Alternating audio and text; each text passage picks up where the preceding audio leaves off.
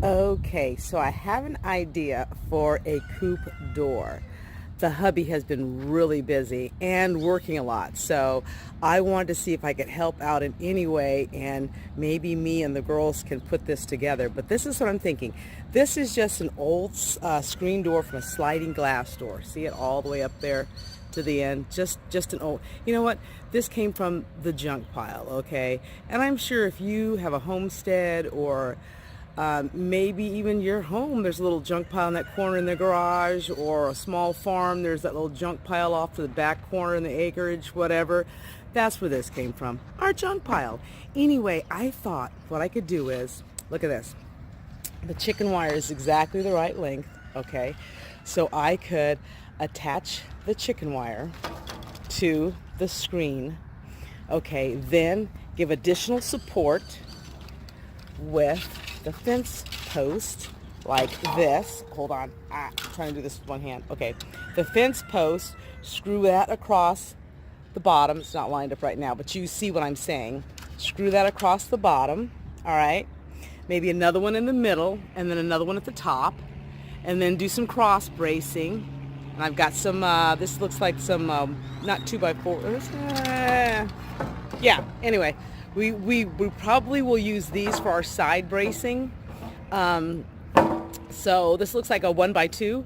So we'll probably use this for our side bracing, and then we'll figure out what we're going to do for the cross to make the cross to make it square. We'll worry about that later. I just think this is a pretty cool idea. So we've got this old screen here on the property, some chicken wire we already had, the fence stakes. Let's see what happens. You know, worst case scenario, it's not usable and I just take the pieces apart and we put it all back in the junk pile and use it for something else, right? Okay. Or if that doesn't work, I have a trellis. Either way, it's a win-win. Hold on. Okay, so I've got the chicken wire on it now, and I put a fence post, a little fence board across the top and one here across the bottom. That's just to kind of keep all those little raw edges kind of tucked under, because they were really sharp and I just don't want to be getting scratched by those. This would be the chicken side. I'm going to flip it over and we're going to put some more supports on it so we can get it framed up and get it nice and squared up. But that's where we're at so far. This is how I've decided to square up the frame, and that's using some cross bracing. And of course it'll be much more rigid once I put the other boards around the frame as well. But squaring it up first. Okay, so now all four corners have been squared. Last one was over there. So now that we're all square, we can move on to the next phase. Well, I call that done. It needs a few more accoutrements, meaning hinges and handle and lock, but there it is. This is going to be coupe number one's door. Yes, the girls said they love it too. Awesome. No more excuses now. We've got to get this coupe done. Hopefully this weekend. You know what I'm going to say? Fingers crossed. So unfortunately, we do not have a recycling program out in our area.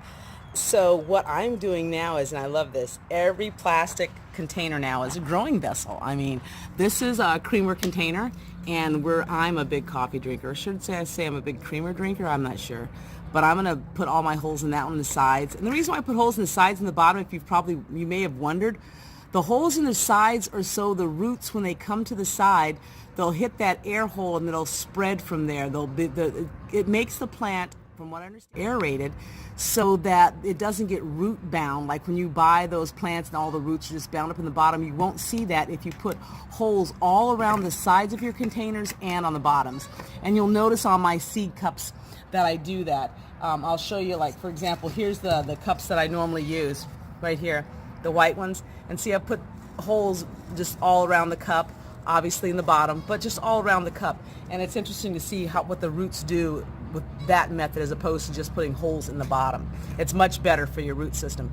So what I was going to say about recycling is all of these are now growing vessels. I cut off the water bottles and make them either for seed starts or for seedlings, one or the other. So I've been telling the girls, don't throw anything away. Let's use everything we can.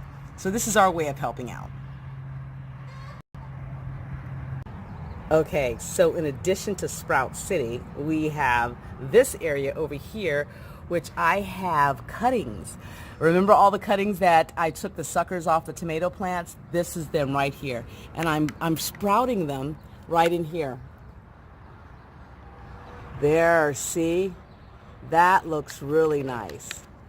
These are Roma tomatoes, and I've got one sending out some roots already. That is awesome.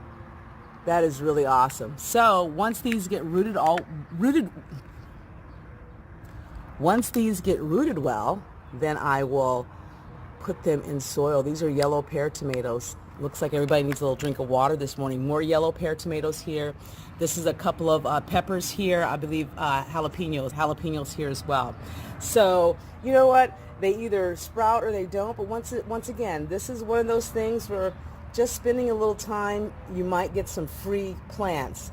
And let's face it, starts are not cheap, people, especially if you get organic starts. So something to think about, always looking for those twofers when I'm buying my starts.